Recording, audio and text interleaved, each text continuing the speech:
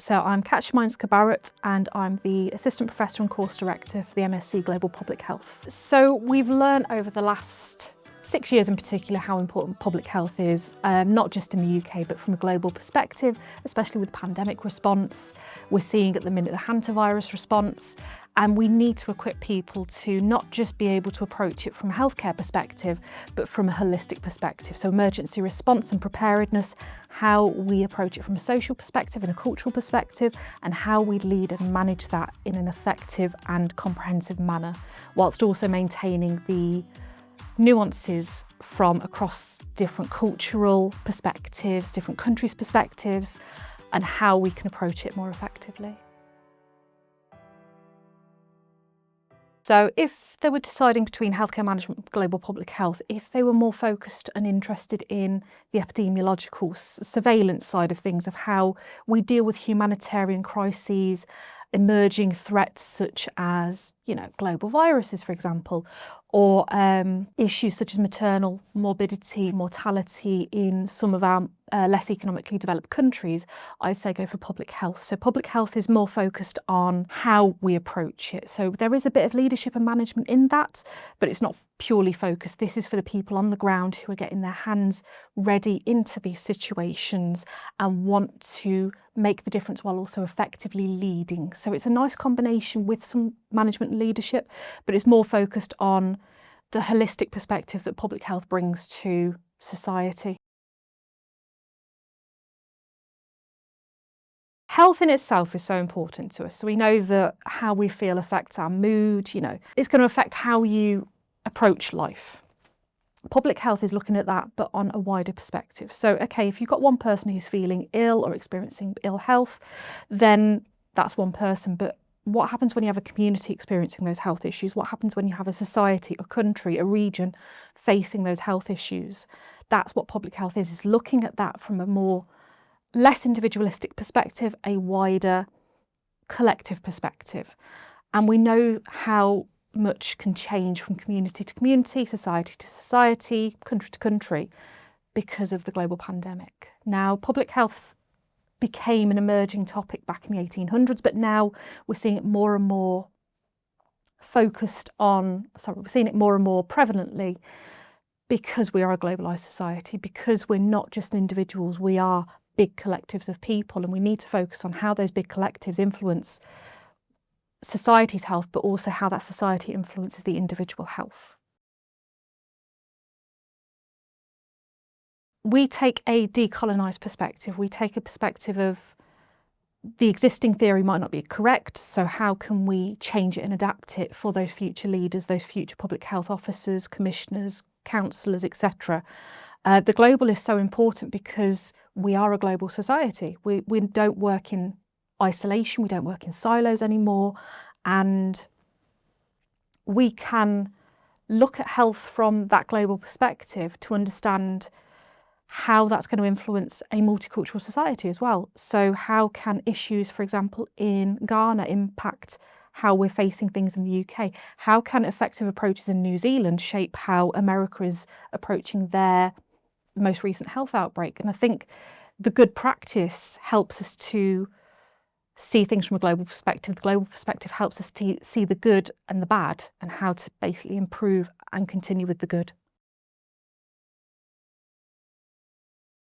I don't think we have a typical background of a student. Because our public health course looks at health from a holistic perspective, we have physiotherapists, we have dentists, we have medical doctors who are already qualified but want to learn more about public health. So they know how to treat the individual, but how is that individual's experience shaped by their society or the community they've come from? We have school leavers, we have managers, we have leaders, we have public health graduates, we have sociologists, psychologists.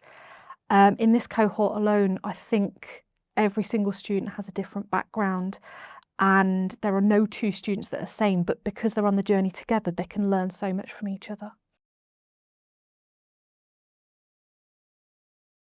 How you and I interact with health, or how we understand our health, is going to be shaped by our upbringing, our background, our culture, our education, our employment experience. Now multiply that by the 7-8 billion people we've got on the planet.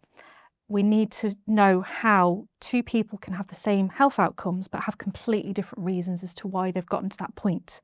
So understanding health from the social perspective is so important, because it doesn't just give you the pathology, it doesn't give you just the morbidity and mortality rates, it gives us an understanding as to how people have ended up in that situation based on where they are, who they are, how they've interacted with health, because those interactions can be different from two people in the same community, in the same society, but create two massively different outcomes. So understanding it from that social perspective is so important, because without that social side, you're not going to be able to approach global health or global public health from any meaningful approach. For example, within the assessment for the medical anthropology, we get students to appraise anthropological ethnographic articles.